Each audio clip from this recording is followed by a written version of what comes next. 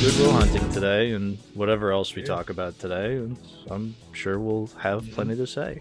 I say let's not go on for too long, but we'll just see how it goes. Yeah, no, whatever, however much time you need. If you're at some point you're like, hey, dude, I gotta get out of here. Yeah. So we'll stop here. Hey, dude, I gotta get out of here. Basketball's on, Anyway, Celtics playing today?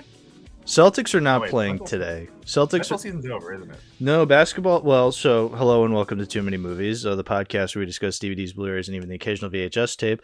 You're listening to Too Many Movies, the morning edition. This is actually a very early recording time. No, this is good. I wish we would do these more times in the morning as opposed to in the afternoon. I'm not saying oh no at that. I'm saying oh no that you've outed me as a fake sports fan. Yeah.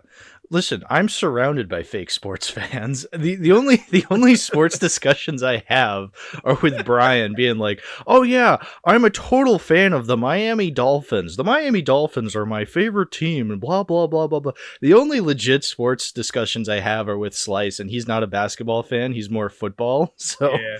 But like. But that's fine. I'm not trying to put sports on people because I get it. Sports are not for everybody.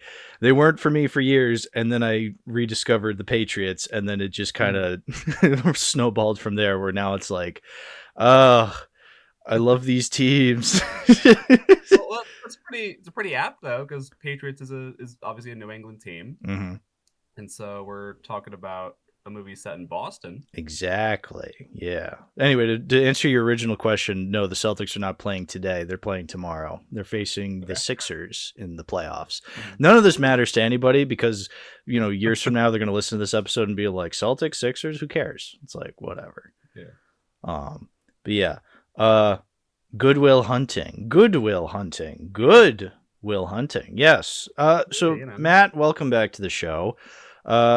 It's been a while since you've been on, and yeah, I wanted to have you back on. I like talking movies with you, and I wanted to discuss something I have physically, but also I feel like every time we talk, I don't know, just I associate this movie with you a lot.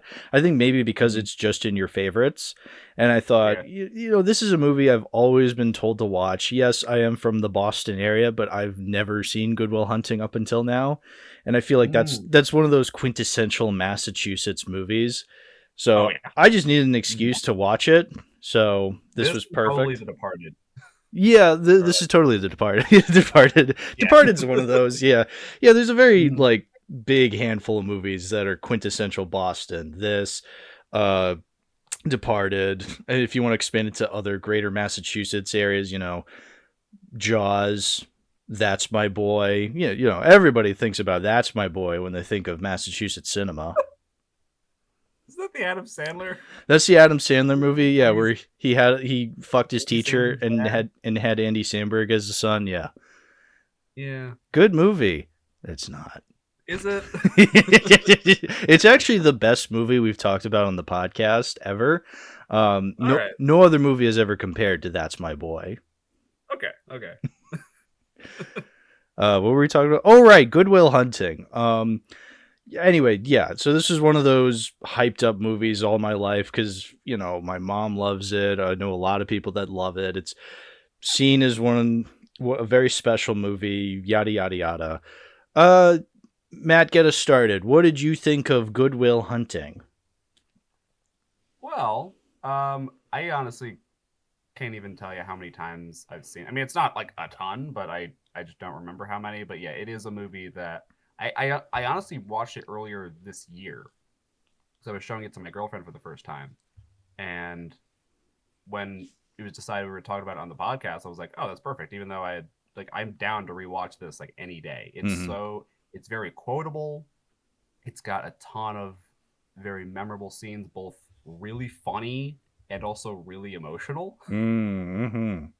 I love the constant back and forth, the therapy sessions between Will and Sean, played by Robin Williams, which if you want to get into what the main plot is. Yeah, that's what I was thinking while watching the movie. What is this about. And Mhm. yeah, I mean, I could piece it together over the years through pop culture and what people have told me. And it's essentially pretty simple, where it's just, oh, some janitor figures out a complex math equation, and people are stunned by that. And then because they realize, oh, he's kind of a powder keg of, Boston Mhm. emotion, he has to go to therapy to truly discover who he is as a person. Actually, now that I Yeah, think about it, that's pretty complex. I mean, it's both very simple and very complex at the same Mhm. time. Yeah, like, you can write it down in like one sentence, but just when you actually like sit back and think about that sentence, I'm like, oh yeah, that's a pretty big thing to unpack. It's a guy trying to figure out what he's really really good at this one thing, Hmm. and he's not really exploring it that much, but you can tell it's something he wants to do because he solves the equation. And so it's him. So going back to the one sentence thing, you could write down like, okay, it's a guy who's really good at this one thing, trying to figure out what he wants to do. Like you write that down, you look at that, and you're like, okay, it sounds pretty simple. But then you actually stand back and you look at that sentence, you're like, okay, that's actually a pretty big thing to unpack. Yeah. And I think, the complexities more so come in the kinds of characters we're coming across. Because, yeah, the main character is unequivocally Will, played by Matt Damon, Yeah. who's, yeah, this tough, Southie kid. Mhm. He grew up poor, and he grew up on the south side of Boston. But now he's, fucking being a janitor at this prestigious college, but he's actually the smartest human being who ever lived. um, Yeah. it's kind of it's very it's very fantasy driven, in that it Mhm. feels like, oh, you're living out a fantasy of like, yeah, I'm this rough and tumble fucking Boston kid, but I'm also smarter than any of these hoity-toity Harvard kids. Mhm. um but I Yeah. think even though it is that, it's still really good, because I mean, hey, I think that comes down to Mhm. not only the I feel like if you write that, you're coming across as a bit kind of egotistical. Like, you could absolutely Mhm. do this the wrong way, where Matt Damon's character feels a little too egotistical, where it's like, I'm the coolest, I'm the smartest, aren't I cool? Mhm. Like, fuck those other And he guys. he he kind of is. He flaunts it in very like small spur. Yeah. If anything, he does it more to not to show off, but more to like attack people. Yeah. Because I think some of the scenes that stand out in my mind is when he's talking to the ponytail dude at the bar. Yeah. And he's like berating him, saying like, "Oh, you're just repeating this from this history book. You're just repeating this," and then just like going off on the guy. Which, And to be then, fair, that ponytail kid, a lot of college students. Like, oh it's yeah, oh it's sure, true. and the character himself was being a jerk Right. also. Yeah, yeah, yeah, It's like yeah. it's satisfying in that moment to like see him be put in his place. Hmm. But you're right in that, I still feel as though Matt Damon's character, like Will, even though he is this cool Mhm. character, he's got a lot of character flaws. And that's very Oh yeah. important for this character study. Mhm. We need him to be an asshole throughout most of the movie. Will is a pretty big asshole throughout most of the movie. Mhm. Um, but not done so in a way where he goes too far and he's too unlikable, but it's also not in a manufactured asshole kind of way. This is something I feel like I've always Mhm. brought up a lot, in that sometimes you watch a movie and a character is being unlikable, but they're being unlikable in a way where the movie's making it so that you're supposed to like them by the end, and it never Mhm. feels satisfying enough, where it's like, no, they're still an asshole. Like, fuck this character. I can't. Yeah, like it doesn't No, like it doesn't feel earned when they yeah, start right, exactly. I when they can't think of start any like examples, but it's just like, I don't know. It's just something I feel like I've seen where it's too manufactured by the movie, where it's like, oh, see, this is the part where they're not an asshole anymore, and I go, no, they're still yeah. pretty Mhm. pathetic. Yeah, like they just have this turn on a dime, and Hmm. it's like, okay, you expect me to buy this? Yeah, I don't get that with this character. I think Will, he's understandably kind of hard nosed, and because he's grown up in hard times, and obviously he was abused, so that's a big thing. Mhm. I think that's another thing. Maybe that's what my issue is like with a lot of these modern movies. They're trying to be like Good Will Hunting, where like, yeah, that not so twist. I feel like it is kind of implied throughout most of the movie that Will was abused his whole life, and that's why he's very untrustworthy towards a lot of people. Yeah, I mean, there is a point where they do literally say it, where like he pushes people away because of his, like, before they have the chance to do it to him. Right. Yeah. Like, yeah, it's not like super subtle about it, but like but that's fine. It doesn't have to be. It's all about the execution, because exactly. you know what? Yeah, if a movie nowadays were to do that, where they would spell it out, they do it in a very obnoxious way. I feel like because it's coming from, because Robin Williams is explaining that in that scene, like, oh yeah, he's pushing people away. And because that Robin Williams performance has been so genuine up to that point, I buy that he's explaining it in this way, and it doesn't feel like the movie's spoon feeding it to me. It feels like this character is saying that naturally in that moment. Yeah. And can I just say, I guess if you don't mind shifting gears a bit and talking more about Robin Williams in this. Please, this podcast is all about shifting gears. Yeah. So yeah, I mean, cliche it is to say, I know, but this is my favorite performance from him. And it wasn't until, I think, because I'd realized this before watching it, but it wasn't until this rewatch I realized, like, he's so good in this that, like, so much of what he is saying, like, you can, like, the movie doesn't even need to cut to like any visuals or flashbacks. Like, he is so good at conveying all this information that you can just picture it. Oh, you're so right. Yeah. Like a couple moments that stand out to me is obviously like the park bench scene is great, but one of the scenes in particular is like, if I mentioned war, you'd probably quote me Shakespeare, but you don't know what it's like to actually hold your friend's head as he's dying. Yeah.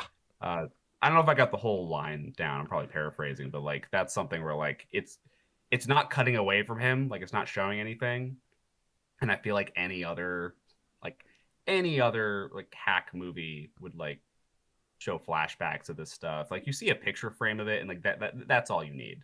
Yeah. And he explains it so well that, again, you can picture it. I love when the writing and acting are so good that you can, or just in general, the storytelling is so good that you can just picture what they're saying. Totally.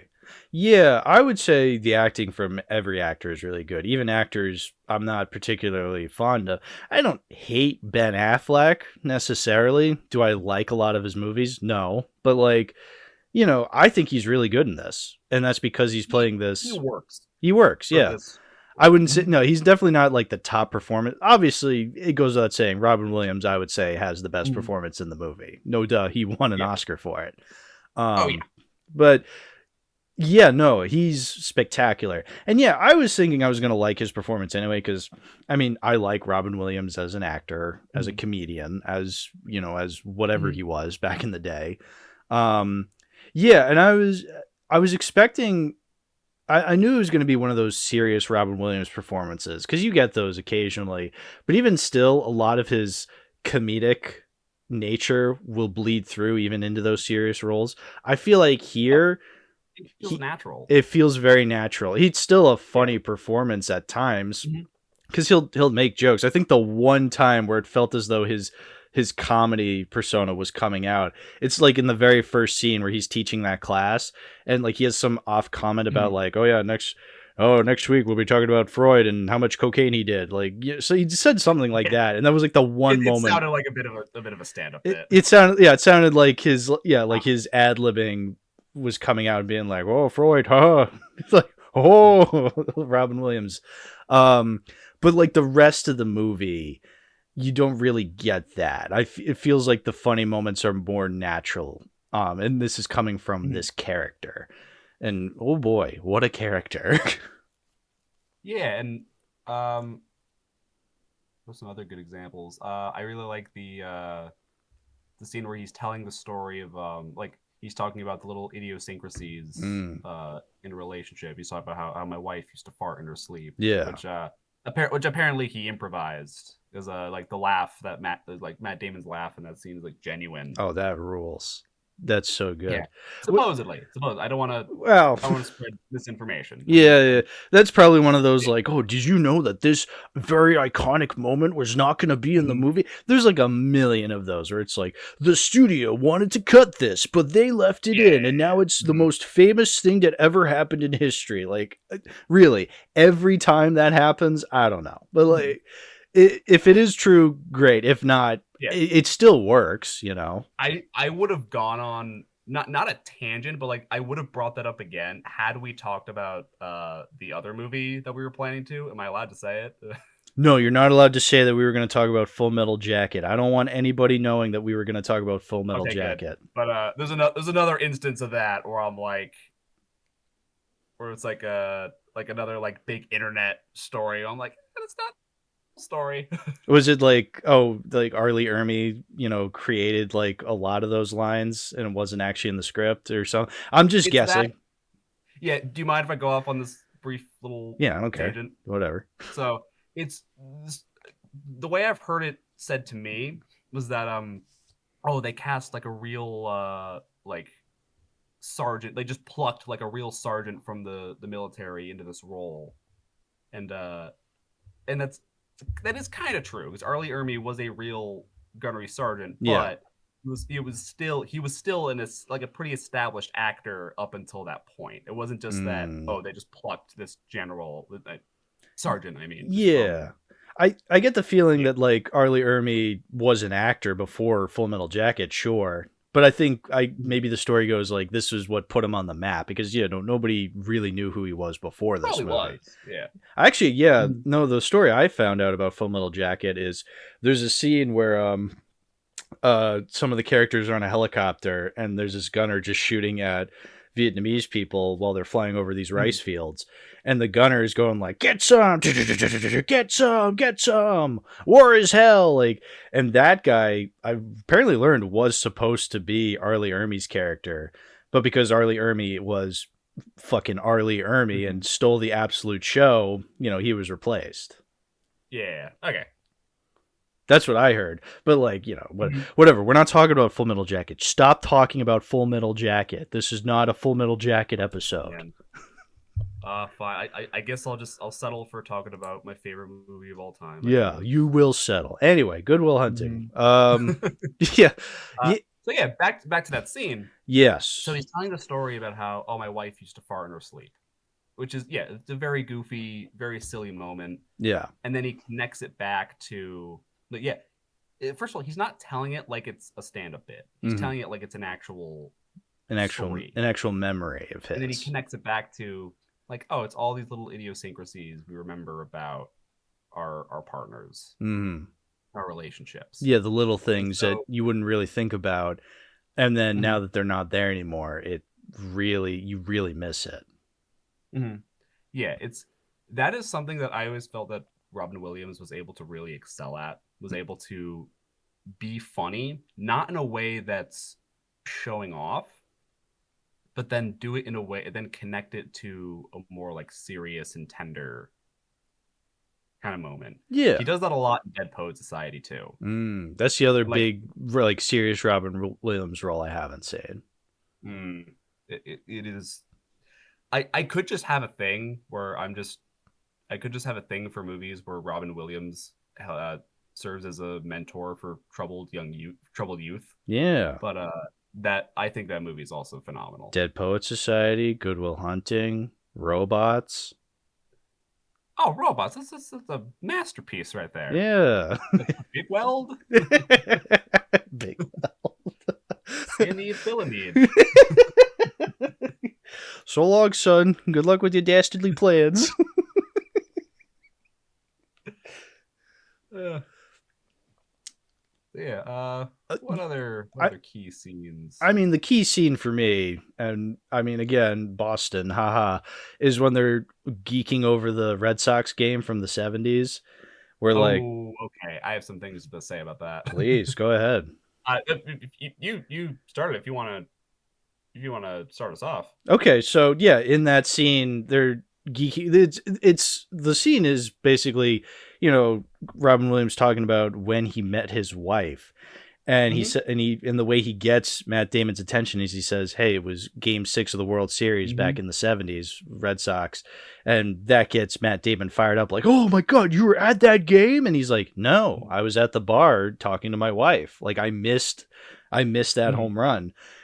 And he talks about it like, and I don't regret that. And he goes, "But you didn't go to Game 6." It's like, yeah, I don't regret that. Even though, I eventually my wife died of cancer, I still don't regret that. Yeah, and what I love best about that is again, he's doing multiple things where he's framing the story in a way where that's obviously going to get Will's attention.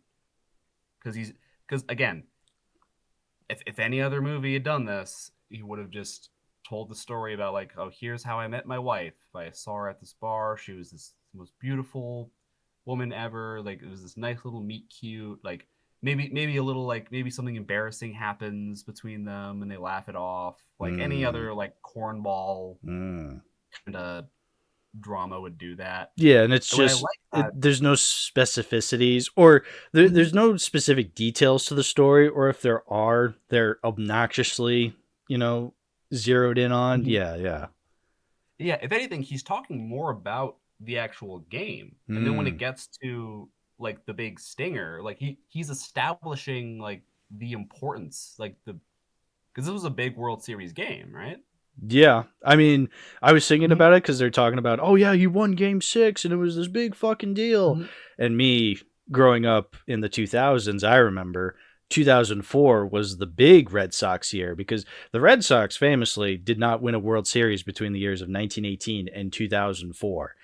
86 years. So like the fact that they're zeroing in on a game for a series they didn't win. I know for a fact they didn't win, because if they did, 2004 would not have been as big of a deal as it was. Yeah, and he's establishing the importance of the game, saying like, oh, it's this big event. Yes. And then he hits you with the stinger of like, oh, I wasn't even there, because despite how big that game was, what was more important to me was having a drink with my future wife. Right, exactly. Yeah. But that also just goes to show like the importance of a game in the 70s and how that was like the game a lot of Red Sox fans zeroed in on, like, oh, it was so great, but it's like you didn't end up winning the series anyway. But that's like meta stuff that doesn't matter. But like, yeah, the point of that scene is like no matter how big a game was for the team, even though you love this team, the important thing was discovering that relationship with his wife. Yeah, it's such a unique way of getting across that information. Of like, instead of telling like the basic story of here's how I met my wife, it's saying like, okay, here's how big this game was and how Pudge Fisk hit a home run and everyone was storming the field. And the Will's asking, "Oh, did you storm the field?" Like, no, I wasn't even there. Yeah, with the stinger, and then say like, and then he gives the iconic lines like, "Sorry, boys, I gotta go see about a girl." Yeah. Well, that's the great thing about that scene is that the way he's able to get Will's attention is by talking sports. I mean, that's the thing with Boston is that we're a very rich city with a huge history of culture and stuff like that. But like one of our biggest like cultural points is our sports teams. Like you don't have to even be a big fan of the team. If you're from Boston, I feel like you could hate sports, but like you hear, oh, the Red Sox won or the Patriots won, you get a sense of pride that I don't think any other city could make you feel. I remember back when the Bruins won the Stanley Cup. Hockey is not a sport I grew up with, really. I know my profile picture has half the Boston Bruins B, but that's because it's more of a recent thing. But like as a kid, I was never really into the Bruins. I was more like a casual fan, like, oh yeah, the Bruins, they're the local team. You root for them.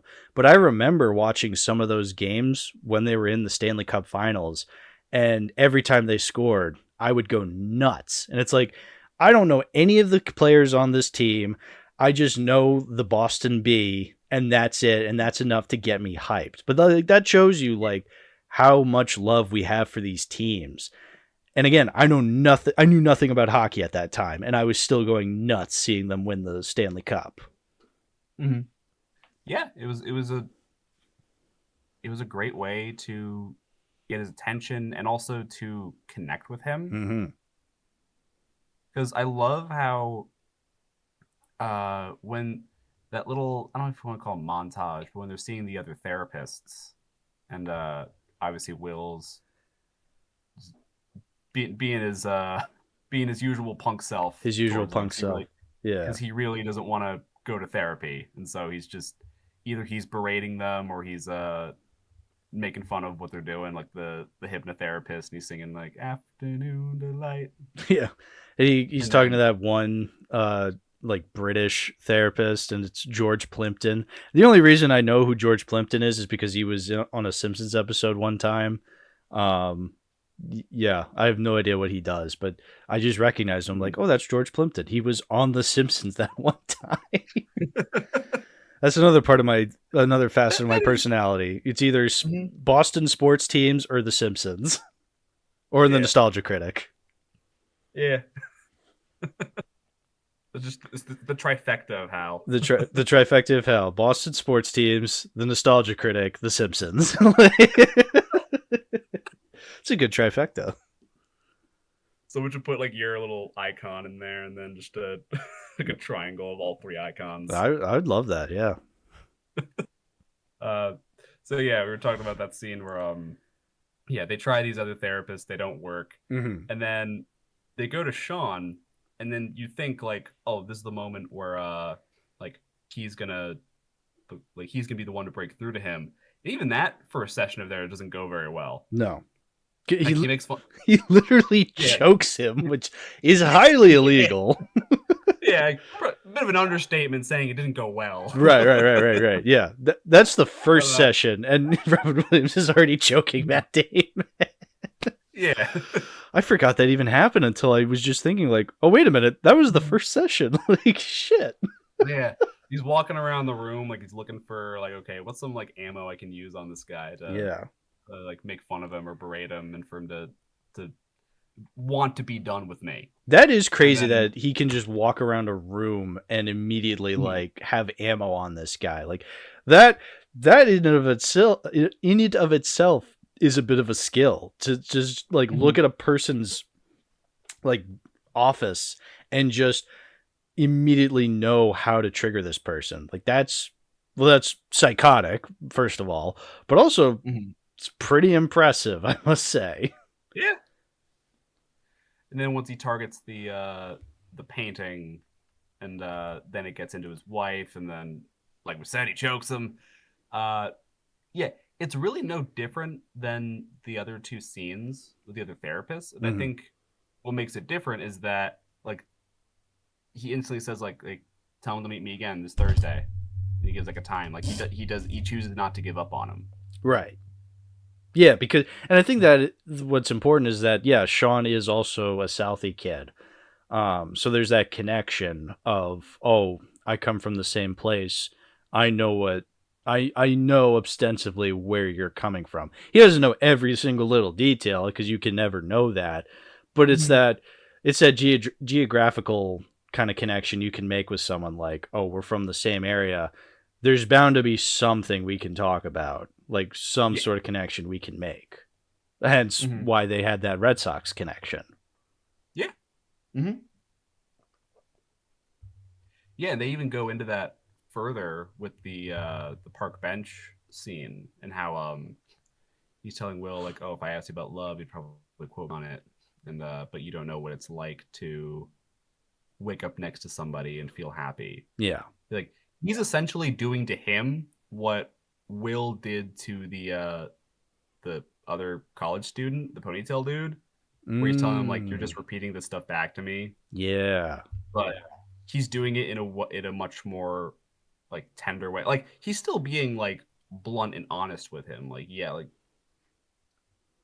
you're just a kid who knows nothing. Mm-hmm. Like he's still like not berating him, but he's still being very blunt with him. But he's still he's doing it in a tender way. Yeah, you kind of have to, because like he was, like we were saying, Matt Damon is a kid in this. Like he's not even 21. Like they towards the end of the movie they have his 21st birthday, so he's 20 during this whole thing. And yeah, you kind of have to remember, no matter how shitty a kid or a young person might be, and trust me, there are shitty kids out there. I'm not saying there aren't. They're kids at the end of the day. They're young. They don't know anything, so they don't realize the ramifications of what they're saying. So that's why it's pretty serious that he chokes him during the movie. But it is important that then their next session, he unpacks everything. Like, you would do this and do that and do this and do that. Like, it's important to understand that, yeah, it's going to be frustrating with a young kid like that, but you got to remember, they're just a kid. You know, they have no understanding. And that's why teaching is very fucking difficult. I should know. Yeah, no. I mean, look, going for my certification. Yeah, this is why I didn't become a teacher. I have a family full of teachers, and I'm like, fuck that. No, thank you. I've seen what it does to people. No thanks. I mean, look, if you can handle it, good for you. Like, I think that's important. That's an important skill to have. I'm just saying, I knew right away that's not a skill for me. Like, some people don't realize that. They think, oh, teaching, it's easy. It's like, no. Oh, it is not easy. No. And that's when you get shitty teachers. But that's it is rewarding. For sure. But that's because there's actual like smart teachers out there. Yeah, and going back to the like Will trying to figure out like what he wants to do. Like think about the one question like kids are asked all the time by adults. What do you want to do? What do you want to be when you grow up? Yeah. I'm still asking myself that. I think a lot of people still ask themselves that when they're, well into adulthood. Adults too. Yeah. But I mean, because it's kind of a big thing you're trying to figure out. And yeah, you're not going to be able to figure out when you're a kid. You're barely going to be able to figure out when you're an adult. Kids, Yeah, like a lot of kids like don't like hearing that question. I mean, some are fine. Some are fine sharing if they have an idea of what they want to do. I think that's why we ask it to those kids, is because there are those kids that do have it figured out and go on to live rich, successful lives as adults. It's like, yeah, that's why we keep asking that question, to really strike the iron while it's hot. Yeah, and that's great. And then, but throughout the movie, you have what's his name? Jared. It's Stellan Skarsgård. Yeah, Jared. Gerald. He's trying to. Was that? I'm just saying his name, Gerald. Jared. Yeah, Stellan Skarsgård's character. I didn't realize Stellan Skarsgård was going to be in this movie, and then I saw him show up. I'm like, oh shit, it's you, dude. Yeah. Yeah, he was just Oscar nominated, right? The Sentimental Value. Something like that. I don't know. I didn't pay attention to the Oscars. I just remember him from, the MCU and Andor, because Star Wars. You're not missing much.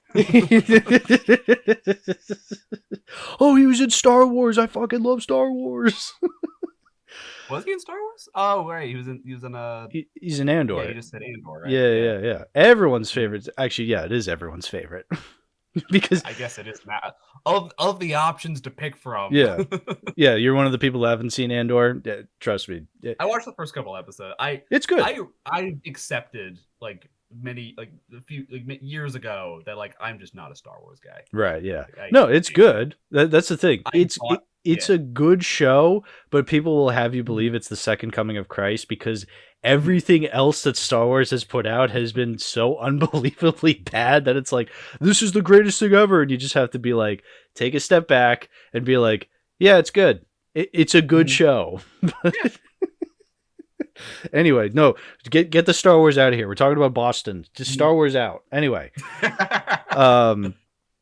Sorry, yeah, Stellan Skarsgård's character. Yeah, he's throughout the whole movie is like trying to what he wants out of Will. Right. Is more so like, okay, what like he's trying to essentially answer that question of like, okay, what do you want to do when you grow up? Like he's trying to get him a job. He's helping him with these proofs. He's trying to prepare him for essentially like the work world. Like we gotta put your brain to good use. Right. Yeah. Mm-hmm. I feel. Whereas, No, go yeah, ahead. what were you saying? I was just gonna say, I feel like in any other movie he would be a straight up villain, and he is a bit of an antagonist in the movie. But I don't know. I don't feel as though the movie kind of condemns him to being the full on villain, where it's like, oh, you're wrong. You Yeah, no, he's not. you understand where That's he's kind of coming what I love from. about this. Yeah. Like every character in this is just a human being. Yes. Like they're not inherently like good people or inherently bad people. They may do some like they may be misguided. Yeah. Yeah. Misguided. Except for ponytail college student. That guy's a douchebag. No. I take it back. He is the villain of this movie. Yeah. That ponytail. Fuck him. College students. They're the real bad guys. I fucking hate that ponytail. But yeah, like, every character is a human being. They're all given humanizing moments, even if they are. Again, they do things that like you don't agree with. Like he does things that you'd expect, like they are villainous. Like he looks at Will and he all he sees is the intelligence, and he sees the struggles he goes through as just, okay, that's just an obstacle we gotta get through. We gotta get you a therapist, and then we can move on to we can move on from there. But it's like, no, you can't move on from there. Like these are serious psychological issues that will never go away. Mm-hmm. Whereas Sean just sees it, looks at him, and is like, okay, like we like you're a very intelligent person. And I think he directly says that to him, like, hey, you're very smart, you're very talented, you're very gifted. But like I want to hear about you. Yeah. Yeah, that's a good point, because that's literally one of the big scenes is him being like, what do you want to do?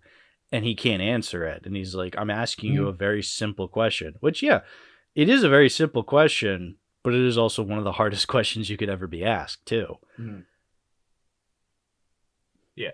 So much of this movie, it's like, because we talked about this earlier on, it's like, it sounds very simple, but then you take a step back and I'm like, yeah, that is difficult to unpack. Like, just the basic question of like, what do you want to do? And I don't think want to be. Yeah, I don't think we ever truly get that answered. I think he does get a job at the end, but it's like you don't really understand what the job is. He just says, "Yeah, I went to an interview and I got the job." Because the ending of the movie is him going to California to see Minnie Driver again. Yeah, like that's the more important part of the movie is like him trying to rekindle that relationship rather than whatever the fuck his job was. Mm-hmm. Yeah, he finally realized, like, okay, this is what I want to do. Mm-hmm.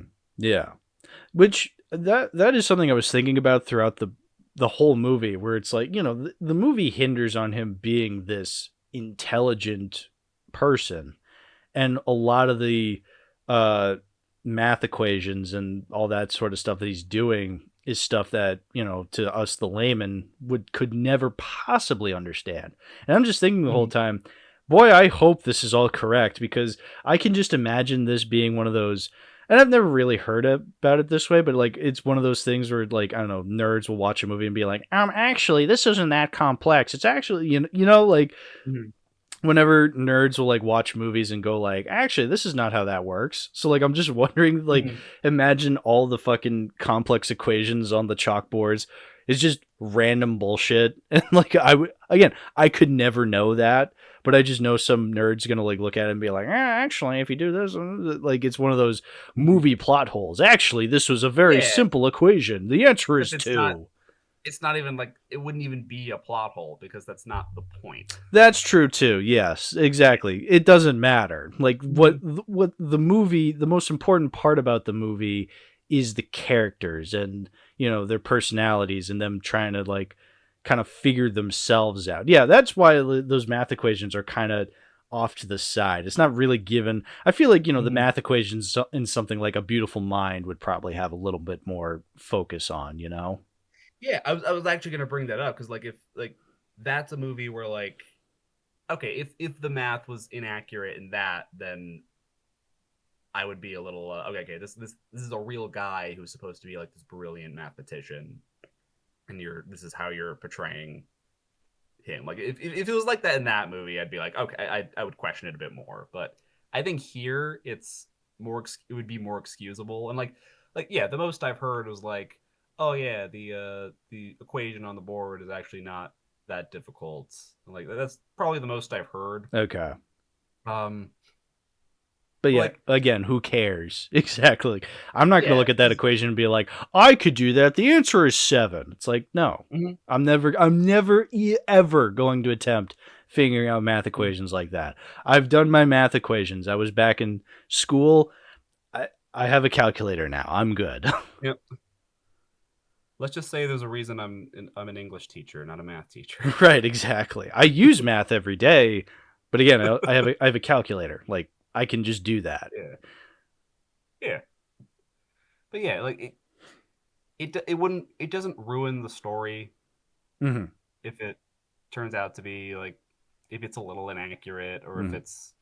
Do we even get that good a look at the board? I know we do for the second one. I mean, the second one. Yeah, I don't know. I feel like every time you see just math equations and writing on chalkboards and on the boards and stuff like that, it's always just written shittily. I mean, I guess because college professors and smart people like that have the most terrible handwriting, so maybe that's kind of part of the point. Not only could you never understand what they're actually writing, you can't understand literally because the handwriting is so bad, which is very accurate to professors and stuff like that. I always say whenever I'm writing something on the board, so I use whenever I'm writing something on a board and it looks because I have to write something really fast in order to get my point across to students real quick, and I always joke oh, apologies for my crude handwriting there. Yeah. Oh, are you that teacher that always says oh, I'm not an artist, guys, when you're writing on the board, you're drawing something on the board? I've never said that. Okay. Thank God. I've never drawn anything. Right, well, because you're an English teacher, so you wouldn't really draw. Yeah, you'd write something. Yeah. Okay, that makes sense. No, because every time a teacher would just draw something, it's just sorry guys, I'm not an artist. I'm I know. You're even as a kid, I knew you're just explaining something for the quick second. I don't need you to be fucking Van Gogh. Just draw what you're drawing and don't fish for sympathy points. I'm 7. Just draw. You need to move to France and change your name to Vincent. Yeah. That's a line from the movie. I'm sure there's more. There's more we want to talk about, more characters or scenes. Minnie Driver. Minnie Driver? I feel like that's a character. She's Skylar in this, right? Skylar, we haven't brought up a lot. And she's kind of an important character. Yeah, I mean, she is the love interest, if you want to go that road. She doesn't get a whole lot. I think she was great. Minnie Driver's one of those actresses I feel like I've seen a handful of stuff from. I feel like, the most prominent stuff I had seen her from up until this point was Tarzan, where she was the voice of Jane. She was good in that. And she's not an actress. No, go ahead. I was going to say, I recently saw, because I recently watched the Phantom of the Opera movie. She played Carlotta in that. Everyone's favorite. Yeah, it's fine. Oh, I thought that was one people hated. I actually have never seen it. I've only seen the nostalgia. I have no idea what the general reception is. I've seen the original Phantom, and that was a good movie. Yeah. But anyway, yeah. So, and Phantom of the Paradise, that's a really good movie. But no.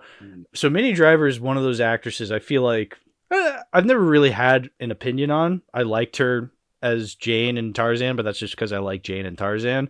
I think the only other movie I can think of that I have seen her in was that Camila Cabello fucking Cinderella from 2021. Do you remember that? I have no idea what you're talking about. Really? Oh, good. Never watch it. There was another live action Cinderella in 2021 with Camila Cabello. I think I'm saying her name right. Camila Cabello. I don't know. I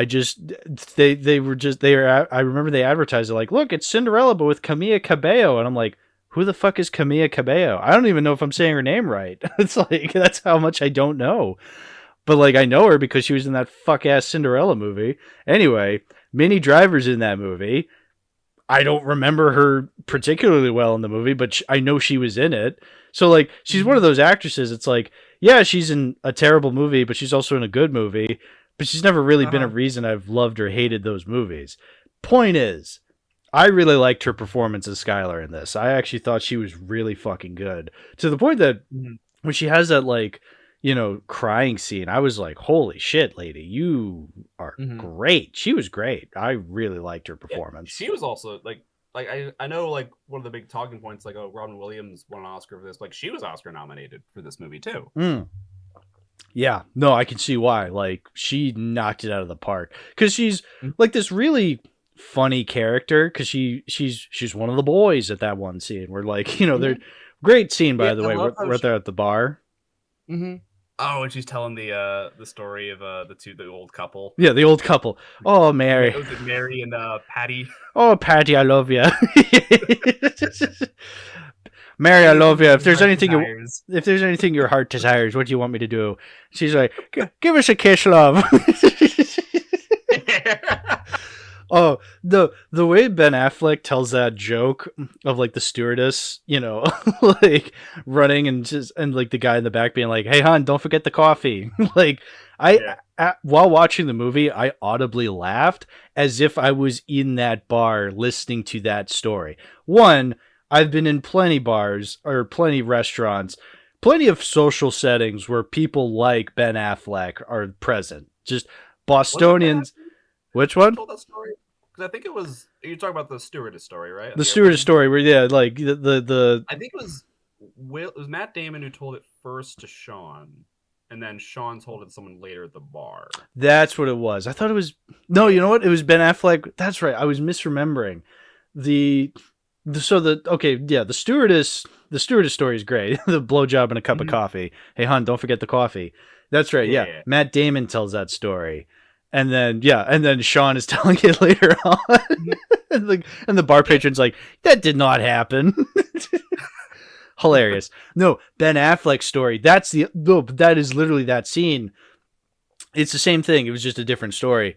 Where, like, I literally laughed at the punchline of that story because the drunk guy who took the state trooper's car. Yeah, his uncle who took the state trooper's car. Hilarious. Like, I found myself like genuinely laughing at a lot of these scenes because it has that vibe of just like friends getting together, like just talking about nonsense. Yeah, just doing bits with each other. Yeah. Oh yeah. No, but and then also, like, I've heard plenty of stories like that from Bostonians, New Englanders, and they tell that story exactly like that. That's why, like, when he's telling that story, like, oh yeah, my Uncle Matty, like, he drove home, and, you know, he's telling this story. Like, I've heard plenty of stories that are exactly like that, just the way it's told, the interrupting from his friends, like, it's told exactly like that. So that's why at the end, when he, like, the punchline of, like, oh yeah, the state trooper's car was in the garage, I laughed because I've been in that situation where I will laugh at a punchline like that. It was crazy. I thought you were gonna say you were in a situation where you drove a state trooper's car home. No, I've never done anything exciting like that in my life. Like, no, definitely not. Yeah, no, like, even taking the whole, like, Boston component out of it, it just has that vibe of, like, friends getting together and just, like I said, just like not even like sharing stories or jokes, just like talking about whatever random nonsense comes to your head. Absolutely. Oh, random nonsense aplenty. Yeah, no, exactly. Yeah, taking the Boston aspect out of that, I say random nonsense all the time. Like, yeah, no, so anybody can relate to that. That's the sign of a good, strong script. That not only can people from Boston relate to this movie, anybody from anywhere can love this movie. Do we want to get into the so I'm trying to think, because I know we probably want to save the "It's Not Your Fault" scene for, like, later at the end. But, like, is there anything else we want to get to beforehand? We want to make sure we got all our bases covered. I think we've covered all the bases. I think, you know, I think all our bases are loaded. I think it's time to bring out the home run, the grand slam, dude. All right, yeah. Baseball puns. Yeah. Yeah, this is usually the scene that like the go-to scene people think of as like, oh, the most dramatic and emotional. And it's great. Yeah. Also, yeah, there is actually one other scene I want to talk about. Oh, please. But we can do this one first. Um and it's great.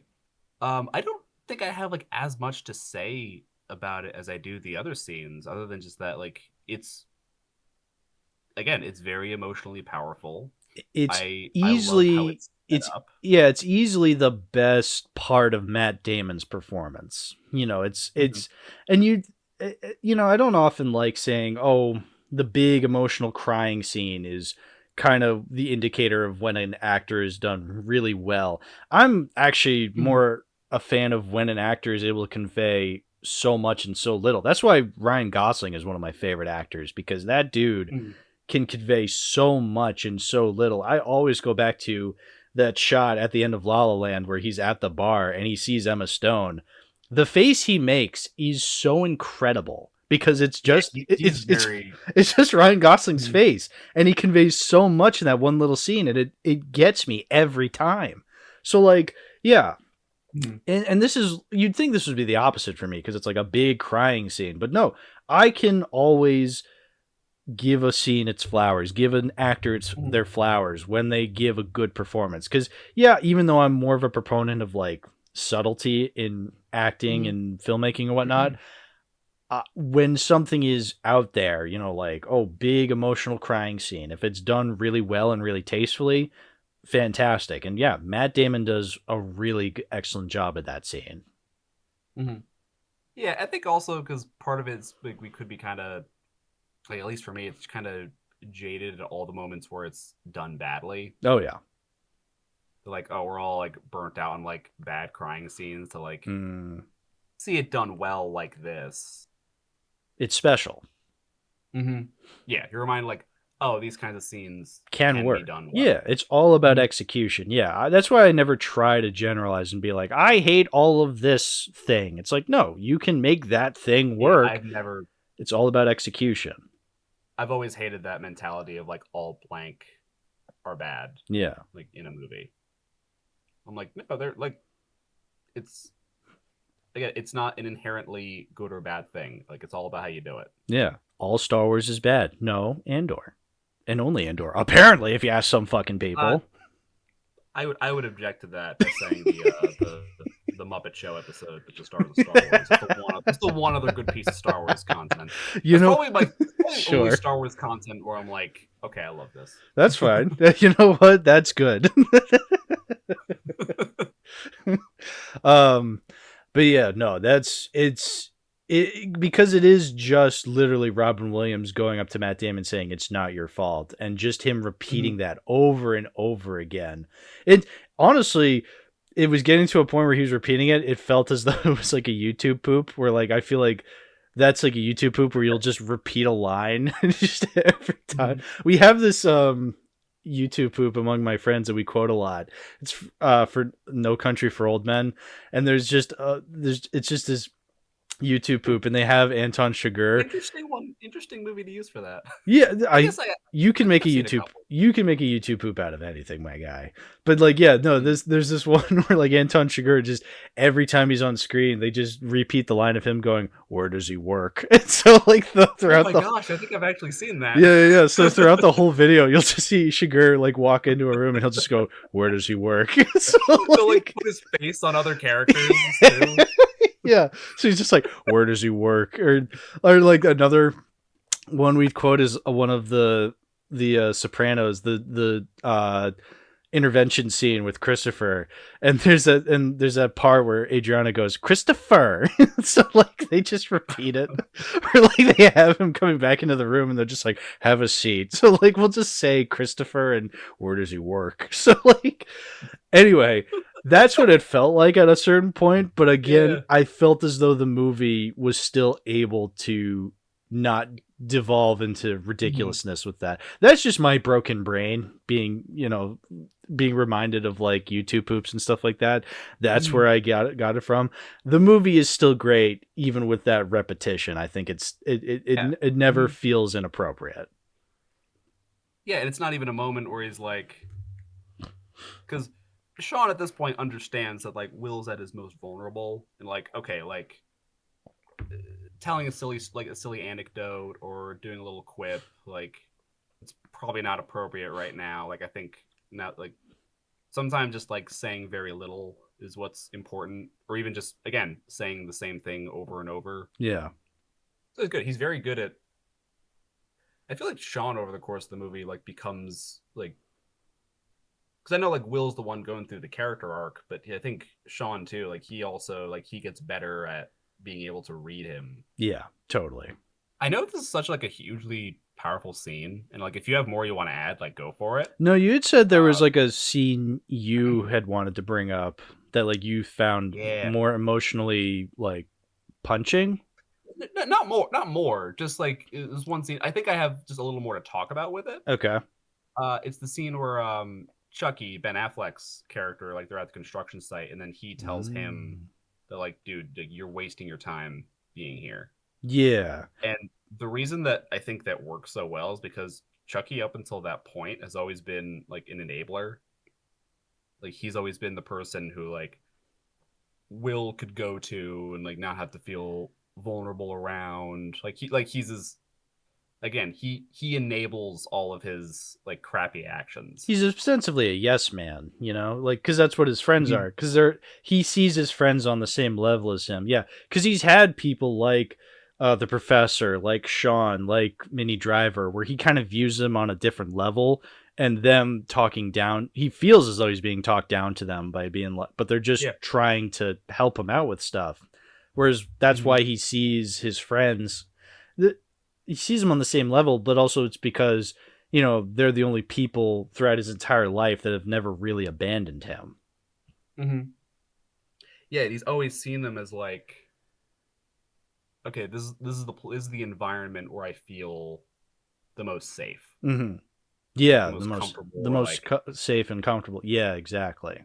Like I don't need to change around them. Like I'm fine just the way I am. And then it's at this moment where Chucky, the guy who's been like you said, like kind of served as like a yes man or like an enabler. He's like now he's calling him out. Right. Yeah. He's saying like I love the line like if you're still living here, like coming to my house to watch the Patriots, I will kill you. Yeah.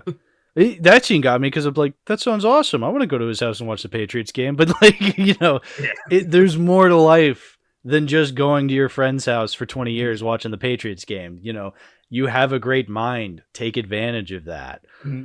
You know, I love that because that was the point where it's like, okay, Will has like nowhere to run now. Right. Yeah, exactly. When your own friend. Right. Yeah. Like, and I don't think it's a coincidence that like it's that moment that because does that like it does not directly, but it somewhat precedes the "It's Not Your Fault" scene. Yeah, it definitely happens before then. But yeah, it happens in a very emotionally vulnerable part of the movie. Like it's after Minnie Driver leaves, and yeah, before the "It's Not Your Fault" scene. Like you need that somewhere in the middle because it's like now he has nobody to turn to, telling him like it's all right. Like it's like no, dude, you need to figure this out. Mm-hmm. Yeah, it's such a tight and like purposefully written script. Yes. Yeah, because like I said, like it's no coincidence that like this scene comes before like right before closely before the "It's Not Your Fault" scene, because now like Will is just getting more and more vulnerable at that point. Yeah, and that's something you never really would think about, like the placement of a scene, but that is incredibly important in storytelling. Mm-hmm. Yeah, that's what I'm saying. Like I'm pretty sure this script also won an Oscar. Like I hate to keep bringing up the Oscars because I know that I know they in a lot of ways they suck. I mean, at one point they mattered, you know, like when I feel like at one point they did matter because nobody really had any measurement of figuring out how to like a movie. I feel like nowadays, because of the internet, because of, you know, I feel like talking about stuff has become it's a lot more different than talking about stuff 20, even 30 years ago. So like, you know, it's definitely evolved to the point where we've realized, you know, it is kind of stupid we're assigning one golden statue to one movie. But like, I feel like back in the day, I feel like back in the late 90s, you could argue they were still important. I mean, again, maybe you could argue they've never mattered. I feel like that's a much bigger argument that like we don't have to get into because whatever. I feel like this movie is one of those good movies. It's had its time to kind of be beloved, where it's like we look at it winning, best screenplay and then best supporting actor for Robin Williams. That you're like, yeah, that makes sense. Like that fits. Yeah. But yeah, the Oscars don't matter. But yeah, I think the reason we get angry at the Oscars is because they'll give awards to movies where you're just like, really, that one out of all movies that came out in a year, that is what we decided. You know, people don't hate Green Book. Well, people hate Green Book not just because it won against all the movies that were nominated. It won against the movies that weren't nominated. But, you look at Green Book. The year of 2018, out of all movies, Green Book was the best. It wasn't the worst, but like the best. Like that's what pisses people off. Yeah, there are some movies I know like would not receive like the hate that they do had they not been given like all this awards attention. Right. And that's why like it's because the award show, they only do a select few and only the ones that really submit stuff, because apparently it costs money to submit that you're getting an award for something. It's like, all right, if you have to pay for it, then what is the fucking point of giving it an award then if it's a money thing, you know? Yeah. I mean, really. Like a fee thing? Or like you have to... There's something like that. I mean, that's why they have ad campaigns. They put money into campaigning the movie to be like, hey, that's also why like Disney and all these studios will put the most random movies up for Oscars. That's why you see like, oh yeah, this movie's up for best actor, or like Disney will submit like the most random fucking movies for consideration, for your consideration.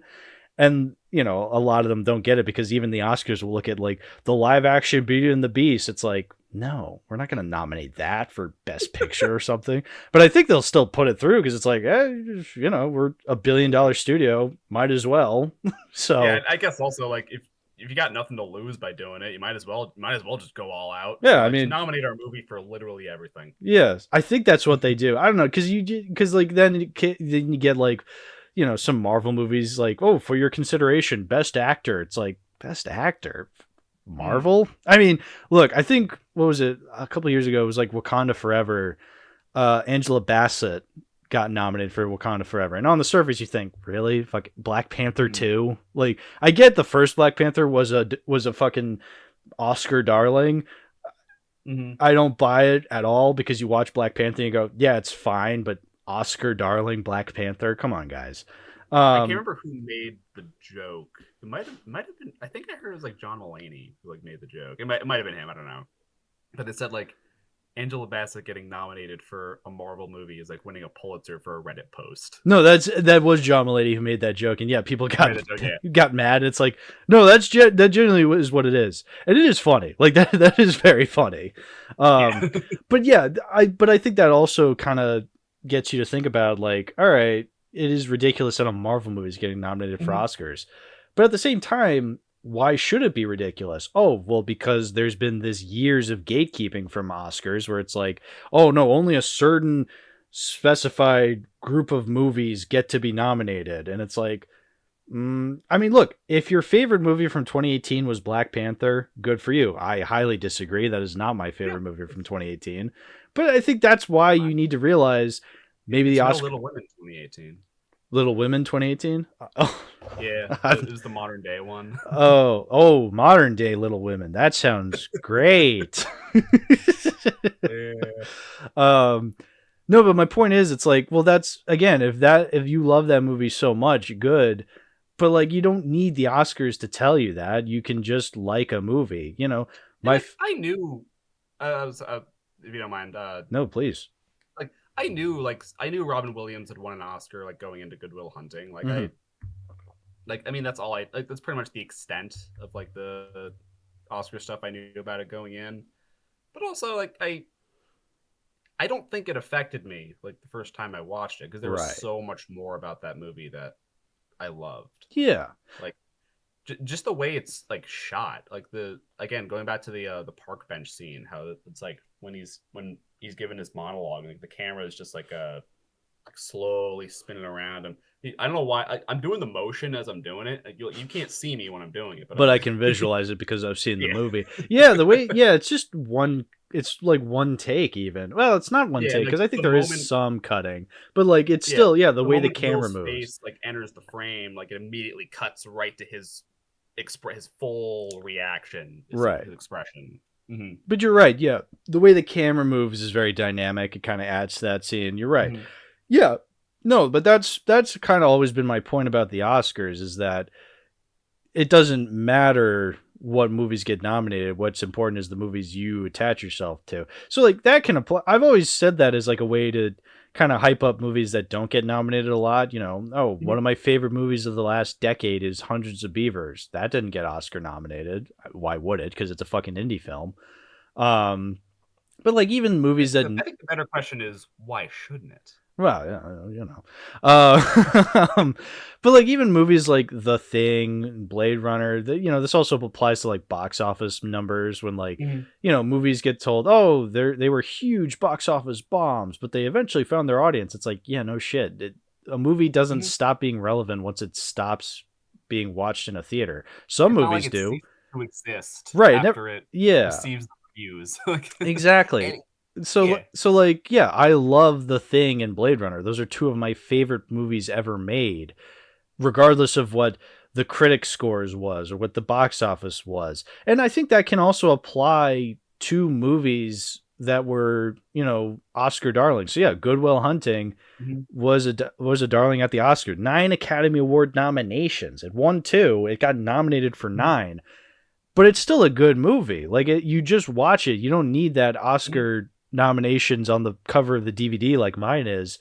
You still get an excellent movie. And yeah, no, and it's one that was hyped up my whole life because it's one of those, oh, you got to see it. It's one of the, you know, it's one of those movies you'll definitely see in one of those like, oh, 1,000 movies you need to see before you die books, you know? Mm-hmm. Uh, That was literally one of the first. I think there's a list on Letterboxd too. yeah. Like when I looked the movie up. Yeah, that's one of those lists. I feel like there's like a million books like, oh, essential Yeah. movies if you're a fan of movies. I have like a 500 movies book, I think, or 501 movies you need to see before you die book, and I still have that. I put like X's next to the ones I have seen. It's an enormous book. Good Will Hunting might be in that book. You know what? I'm gonna stop the podcast and see if it's there. Hold on a second.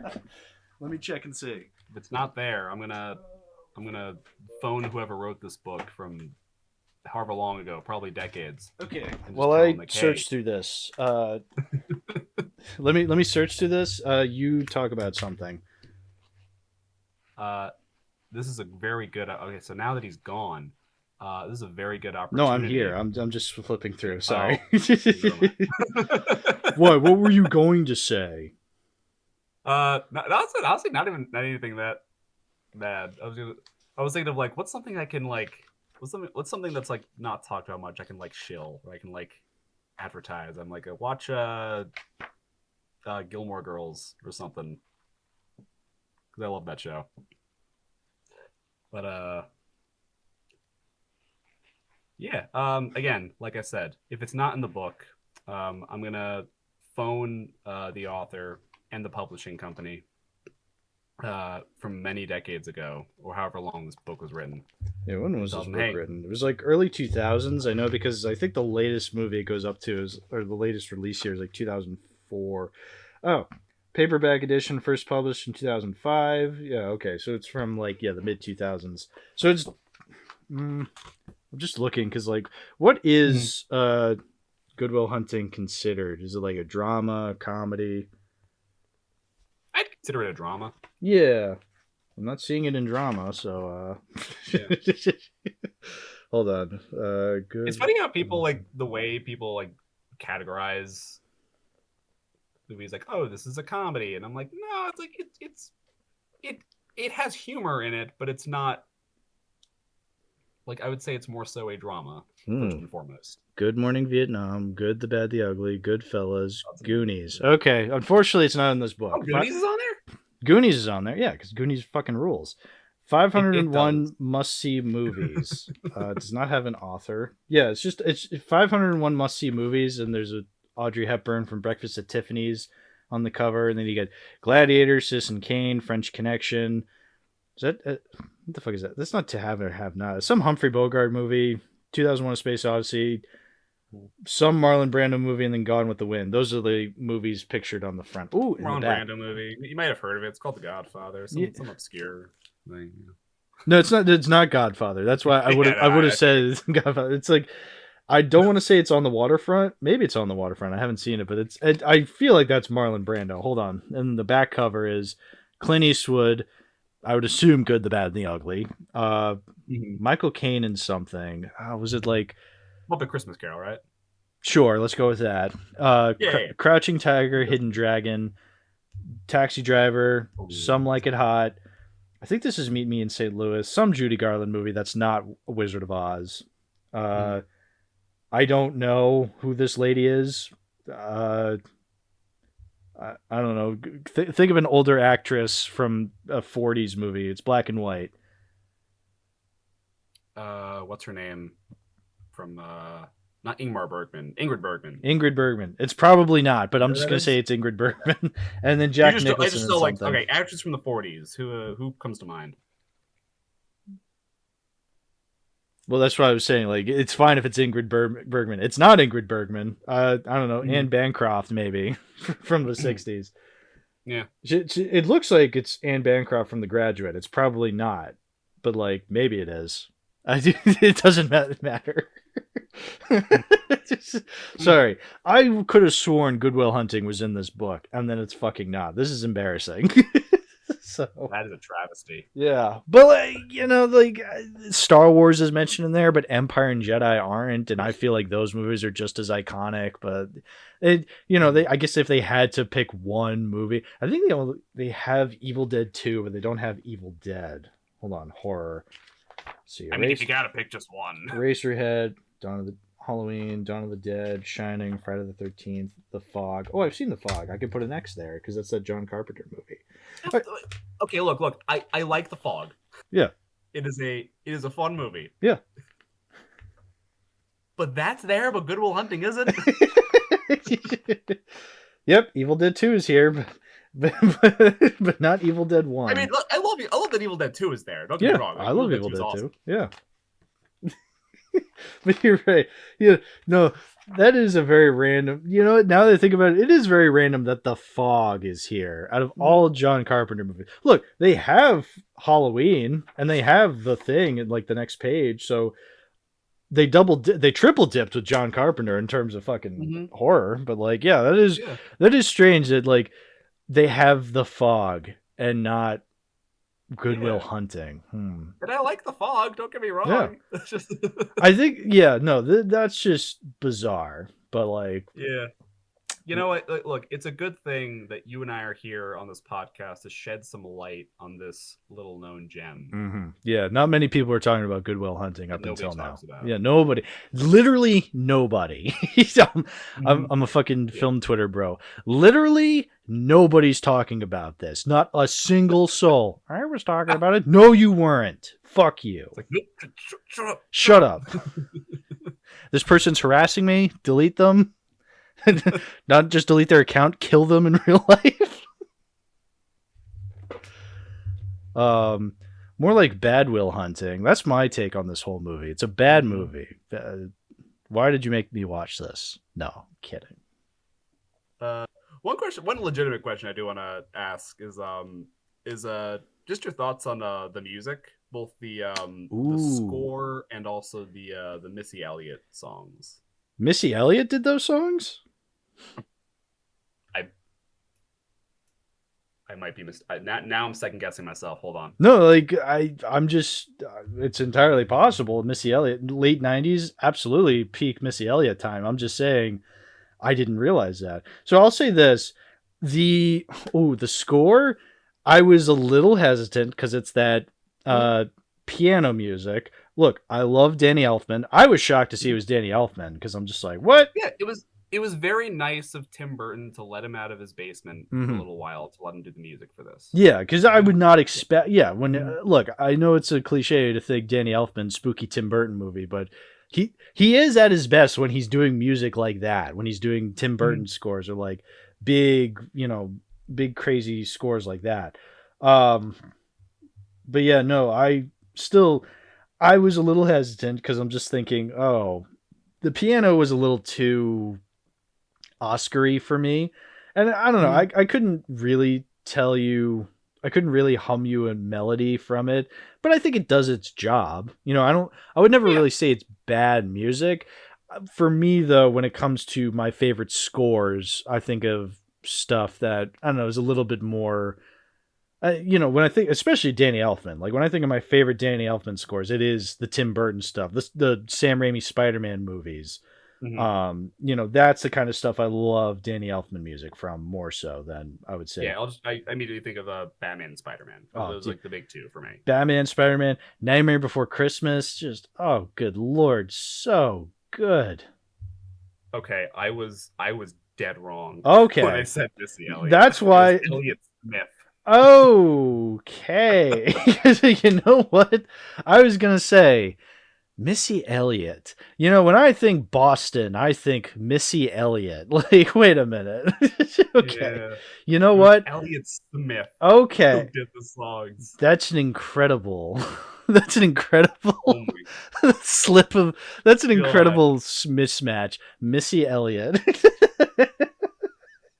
No, I wish that this movie had the song from Shark Tale where it's Missy Elliott and Christina Aguilera. That would be great. That was Missy Elliott who did the Shark Tale song at the end, right? Missy Elliott. I have no idea. Shark Tale. I don't have the same attachment to Shark Tale as you all do. Well, I was forced into it during the James cult. Because I have to like it. James told me if I don't like Shark Tale, he's deleting my channel because he's friends with Mr. YouTube. So all right, it is Missy Elliott. Okay, Missy Elliott. I don't have that problem, sorry, so I can say I like it all I want. It was Missy Elliott Fish because remember they made her and Christina Aguilera did horrible Shark Tale Fish. What a good movie! I love Shark Tale better than Good Will Hunting. I can't even say that ironically.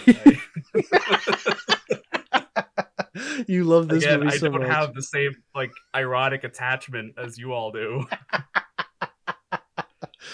Have we started beef between Shea Frillis and Matt from Shark Repellent Bat Spray Productions? I don't care. Sorry. Okay, start over. Elliott Smith did the songs for Good Will Hunting. I don't know who Elliott Smith was.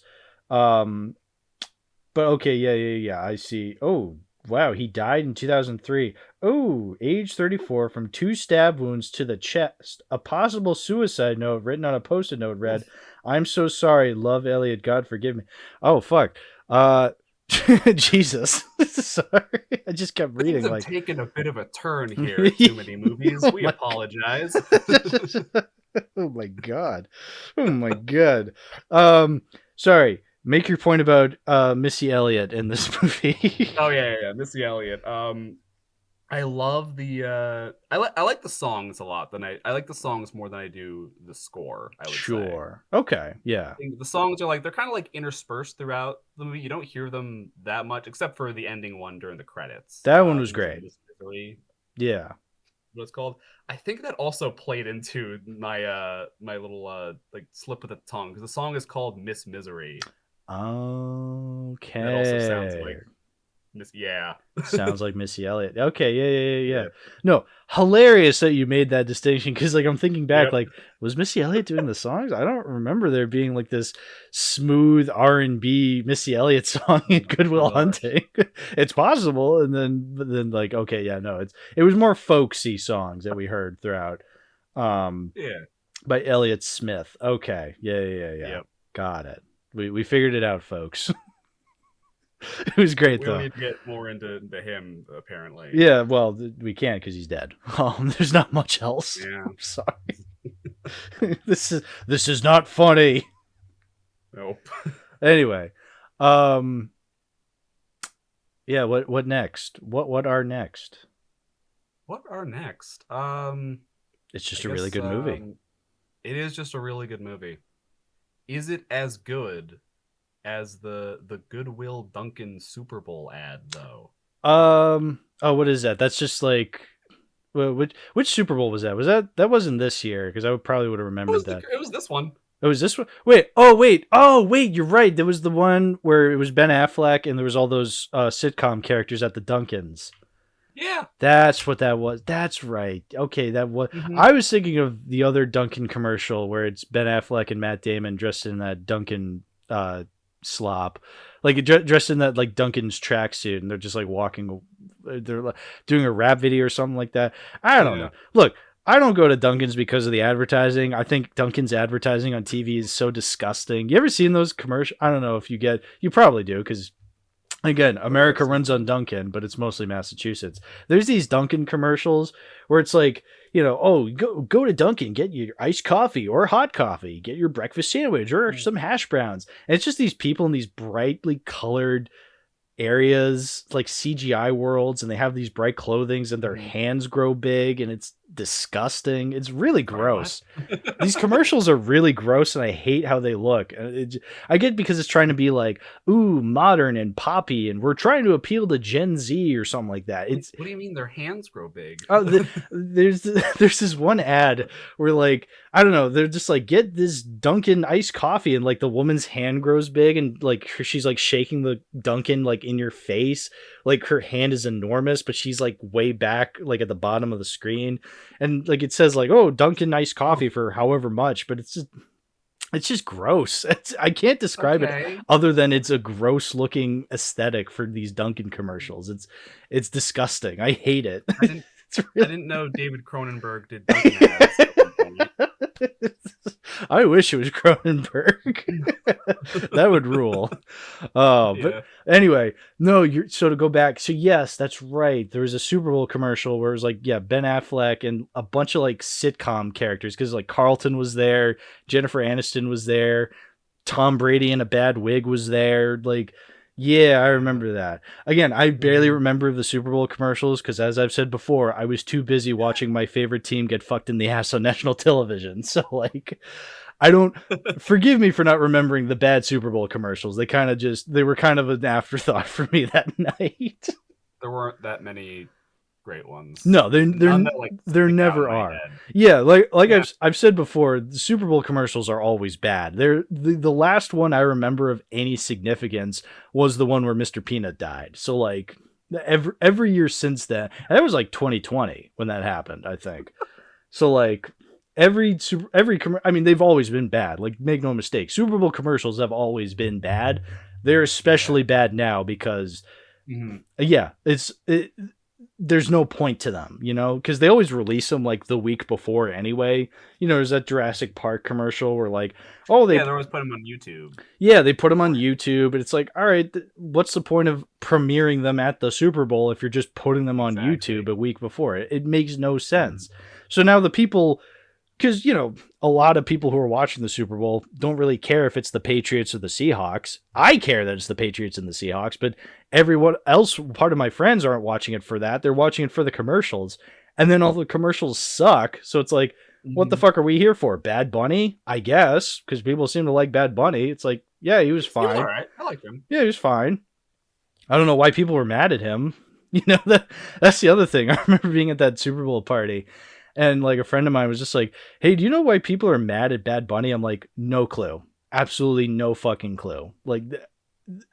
So I was at a Super Bowl party and everyone was just like, why? Because people were mad at Bad Bunny up until this point. It was probably like conservatives just being mad for the sake of being mad.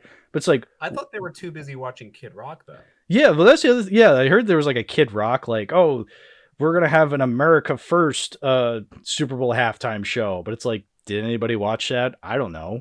But like, yeah, everyone was just like, yeah, Bad Bunny, he was good. It's like, oh, okay. So this was all for nothing, which, you know, people complaining online ends up not mattering at all. It's like, yeah, sky is blue, grass is green, the day ends in Y. Yep. I'm sure some people on the internet will even argue that. Yeah, exactly. But yeah, point is that Super Bowl commercial better than Good Will Hunting? Yes, because it has Tom Brady in it. Did this have Tom Brady in it? No. Nope. But yeah, Dunkin' Donuts. Actually, it's not called Dunkin' Donuts anymore. I keep forgetting that it's not called Dunkin' Donuts anymore. Dunkachino. Yeah, it's called Dunkachino. What's my name? Dunkachino. Don't mind if I do. I think that's the next Boston movie I need to watch. Even though Jack and Jill does not take place in Boston, it has Dunkin' in it. I've never seen Jack and Jill, so like that. I think that's the next big thing I need to see. Neither have I. I've seen the Dunkachino clip like hundreds of times. Yeah, I'm familiar with Dunkachino. Like the original and various remixes. Right, yeah. So, all right. So next episode that you're on, it's Jack and Jill. But we're just talking about Dunkachino. Perfect, yeah. It's just about the Dunkachino ad, nothing else. Don't mind if I do. Yeah. That'll be fun. Yeah. Fun will hunting, we'll call it. No, we won't call it Fun will hunting. Yeah. What next? I guess. Okay. So here's another. I need to fact check this first of all because I don't want another Missy Elliott Smith situation. Right. So I'm gonna fact check this real quick. So, okay. I'm checking on my phone because my laptop's a friggin' dinosaur. It freezes all the time. The Dino laptop. Yep. Okay. Yep. Okay. So apparently, this is also my favorite movie that's been featured on Doug Walker's Disney-cember. Okay. Yeah. I'm glad you had to fact check that because, boy, if you had gotten that wrong. Yeah. Because apparently there was a year where he started doing like Miramax movies. Right, yeah. That's right. This was Miramax. I love how it's advertised on the DVD. Miramax, award-winning collection. Miramax, great company. Yep. Looks into camera. Run by absolutely nobody evil. Yeah. What are you talking about? It was executive produced by Kevin Smith. Oh, perfect. Director of such classics. Yeah. As, Tusk. Oh yeah, that's how I told. And nothing else. That's how I told my friends, you know, because a lot of people on the server are massive Kevin Smith fans. I had to be like, "Hey guys, I'm watching a movie executive produced by Kevin Smith," and it got their attention. Because it's true, Kevin Smith did executive produce this, which is very funny. Yeah. Was this before? This was after he directed, he had directed a few movies, right? This was after Clerks. I know that. Clerks and Mallrats was like early to mid 90s. This is 97. So this is definitely way before Tusk. Yeah. And Yoga Hosers. Yep. Have I ever seen a Kevin Smith movie besides... Have I ever seen a Kevin Smith movie, like, straight up?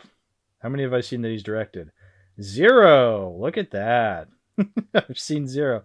I've seen 6 movies he's in. Episode 7, Rise of Skywalker, Scream 3, The Disaster Artist, Southland Tales. Oh, and Live Free or Die Hard. Oh yeah, I know he was in that. Yeah. He was in Southland Tales? Shows up briefly in that. I don't remember him being in Southland Tales. That's crazy. Okay, so all right, next episode we're on is Jack and Jill and every Kevin Smith movie. Okay. We got to include Brian in that one or else he'll fucking do something egregious that all Canadians do. Lose at hockey. Still riding the waves. America #1. Take that, Brian. Yeah. No, but yeah. So anyway, yeah, Miramax. Weinstein produced this. Yep. But again, he produced a lot of movies. To say like, oh, Weinstein produced this, it's like, yeah, he was a prominent film producer in the industry for a long time. He was, you know, just a sex pervert, but like he was that well, not before, because he was a sex pervert during producing. That's kind of the point. Yeah. All right, so we mentioned that. We mentioned Weinstein. We mentioned Kevin Smith. You know, same guy, really. No, I'm kidding.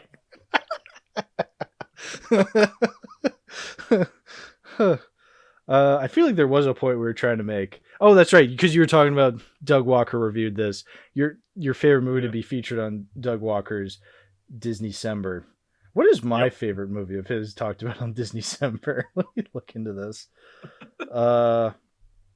I guess Star Wars, because there was that year he did Star Wars, so never mind. Yeah. I thought something funny would happen, but no, because like favorite movies: Dark Crystal, Star Wars, Hundreds of Beavers, and then Incredibles. Duh. So all right, never mind. It's just you will find some way to talk about like every movie. That'd be great, yeah. Well, because like I remember there was that one year he goes, "I'm not going to talk about every movie under the Disney umbrella. I think it would be weird if I talked about Alien with the Disney-cember logo." It's like, why? Who cares? It's your channel, dude. Like, yeah, why not? Why not? I mean, hell, if you're talking about Good Will Hunting, like, why not talk about Alien? Whatever loophole you can find. Yeah, I mean, he talks about video games under Disney-cember, right? Yeah. That's not movies. Video games isn't movie. I don't know. I haven't watched Disney-cember in a couple of years, so maybe I just don't know. Yeah. He talked about Kingdom Hearts eventually, which I'm glad they made all those spin-off movies about all those Kingdom Hearts characters. That's right. Yeah. Like Lion King and Beauty and the Beast. That's right. That was you, right? Who said the only reason he knew about Hercules was because of Kingdom Hearts. Or who James Woods was because of Hercules, but not because of Hercules, because of Kingdom Hearts. Yeah. See, I remember. I may have dementia. I barely know her, but like at least I remember that from our vampires discussion. Mm-hmm. But yeah, I'm sure there's more I could discuss with this. Yeah. Honestly, right now I'm just looking at the credits on the back of the Blu-ray I have to be like, who we not mentioned yet. But I think as of now, like I'm pretty satisfied with where I'm at with Good Will Hunting. Yeah. I mean, hey, there's always going to be a million things. I made a Dark Crystal episode. I probably have a million more things to talk about Dark Crystal. So like you're always going to have things to talk about when it comes to movies. So like I freaking love Dark Crystal, man. It's a good movie. It's okay. Whatever. It's like my favorite movie of all time or something. I don't really remember. Yeah, Oh, it's your favorite movie? No, my favorite movie is what is the most recent thing I've seen that would be very funny for me to claim is my favorite movie? Hold on, folks. Hold on. Little Italy. No, but that was actually really fun to watch. All right, The President's Man. That's right. I recently released the Chuck Norris episode. The President's Man is my favorite one. Which one? Sweet. Any of them? President's Man 2, Line in the Sand. Yeah. Does he draw a physical line in the sand? And he says, "You cannot cross this line." Actually, I don't think there was any sand in that movie. I know it had, then what's the point of even watching it? It had Middle Eastern terrorists because it was post 9/11, but I don't think there was any sand in that movie. Hell, it's got to be perfect. Hell, the climax takes place in Dallas, in Texas desert. There's sand in fucking deserts. I don't think there was any sand in that movie. Wait a minute. Mm-hmm. All right. I'm deleting that episode. I'm deleting the whole podcast actually now, but especially that episode because we didn't mention that there was no sand in President's Man 2, A Line in the Sand. Is that actually what it's called? A Line in the Sand? Yeah. So this 3-pack, Logan's War, Bound by Honor, The President's Man, and then The President's Man, A Line in the Sand. There's no sand in A Line in the Sand.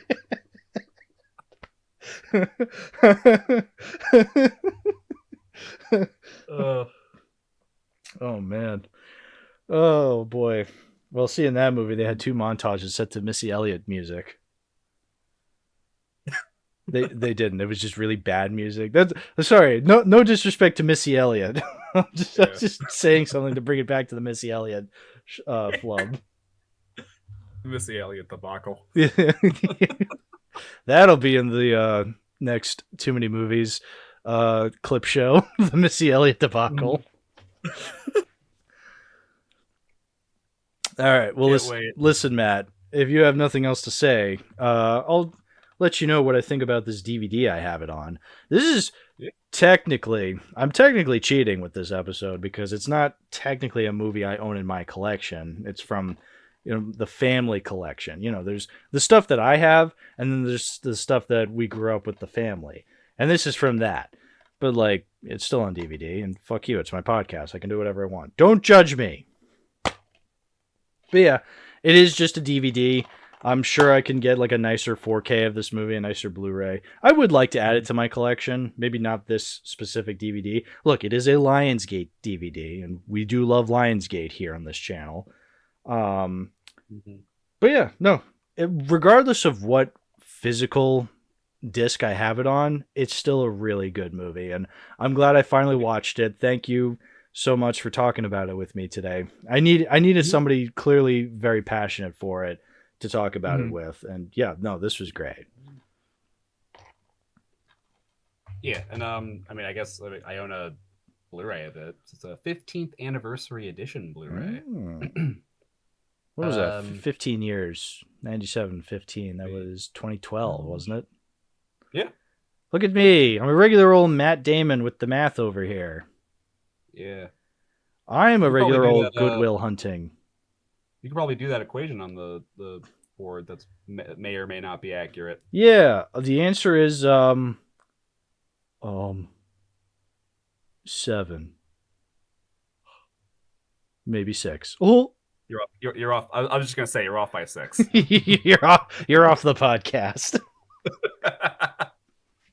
You're out of here. Okay, quick question, and then we can wrap up. Have you seen any other movies from this director, Gus Van Sant? Actually, yes. And I'm glad you asked because thank God I watched this movie. So Gus Van Sant, another one of those directors who's made a whole lot of stuff. Very varying director. He's made a lot of stuff. I had only seen one other movie of his before watching Good Will Hunting. I think I know what it is. Yeah, it's. Is it the movie he made immediately after this? It was immediately after this, yeah, because it was the year after. Yep. Yeah, the only other movie I had seen of his up until Good Will Hunting was Psycho. And you might be thinking, oh, hell, that's an Alfred Hitchcock movie. Correct. Guess what? Old Gussie boy was just like, hey, I can do that too. And we're like, oh, that's funny. You're going to remake it. He's like, yes. It's like, oh, what are you going to do differently? It's like, no.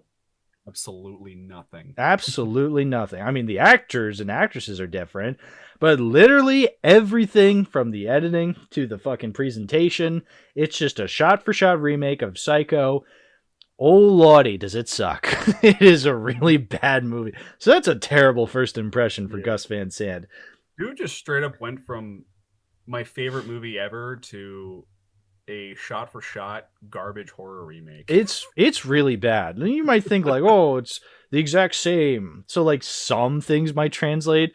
It's like, yes, some of the story translates, I guess, but I don't know. Everything that's good about Psycho was good in the Hitchcock movie. So it's like it's an entirely pointless movie to watch. It's really rough. I remember the watch party was not fun. The one funny thing was when I think it was Vince Vaughn. Like I think the one difference they did is like Vince Vaughn masturbates at one point, and that's like the one difference because you never see Anthony Perkins masturbate in the original. I guess it's more so implied pseudo, but like I think yeah, Vince Vaughn actually does jerk off in the movie. So. Oh my gosh. I mean, you never see his dick, or you never see like the cum, but like it's pretty obvious when he's going like oh. It's like oh okay, I get it. He's masturbating because he's the scary, creepy guy. Crazy? He's creepy. Creepy people masturbate. Don't you know? I don't think I can ever bring myself to watch that movie.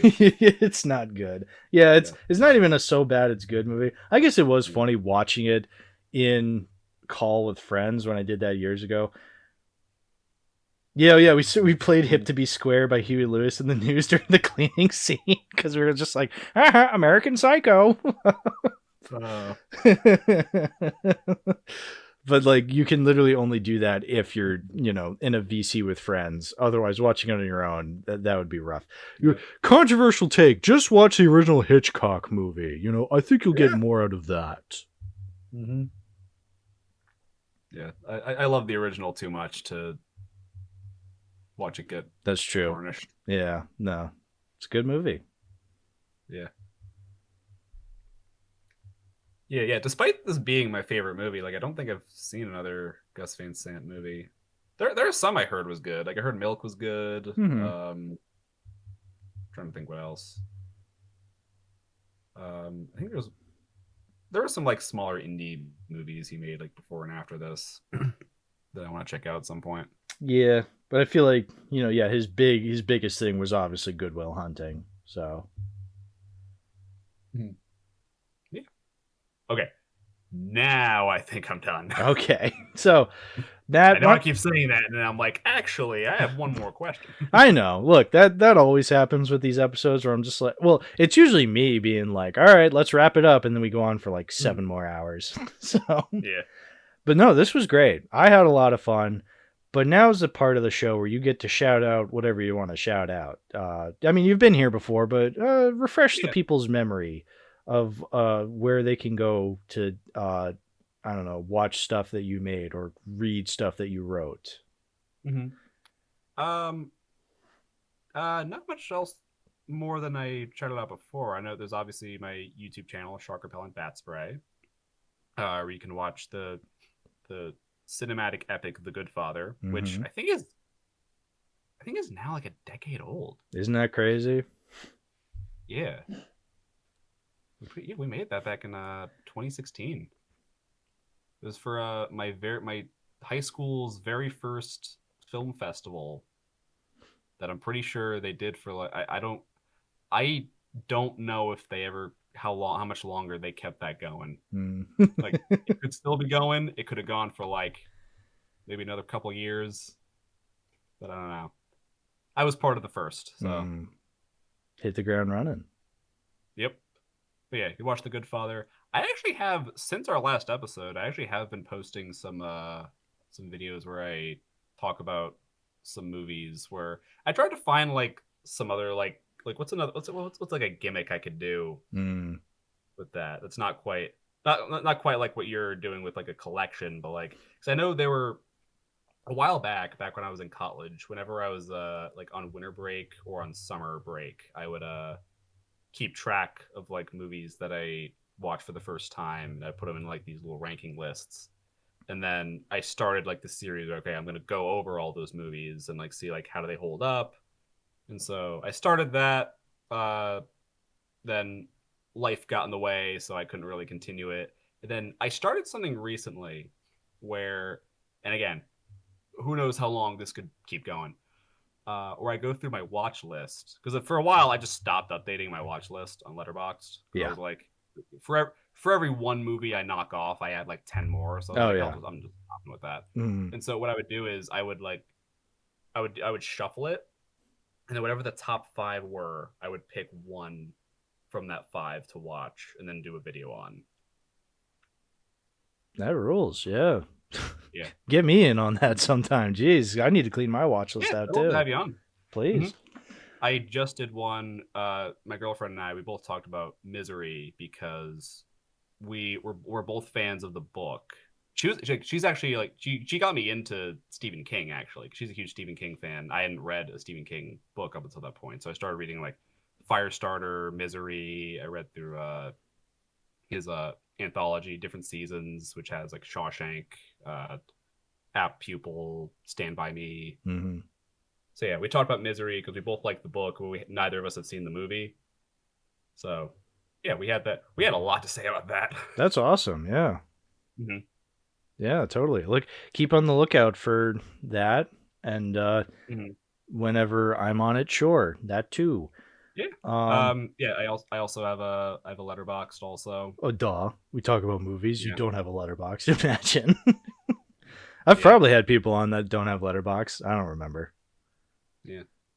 I don't remember a lot of things. Who are you? Was that? I said I don't remember a lot of things. Who are you? I don't remember. I'm Memento. Yeah, you're Missy Elliott. Well, thank you, Missy Elliott. Thank you for coming on today's episode. Huge fan of Shark Tale, by the way. But yeah. All right, folks. If there's anything we learned from today, it's that you should all watch Shark Tale and not Good Will Hunting. Oh, I'm kidding. Yeah, Good Will Hunting. I'm glad we talked about it. But yeah, it's the end of the episode now, folks. So thanks for listening or watching, and we'll see you all next time. Bye-bye. Yep. Bye-bye.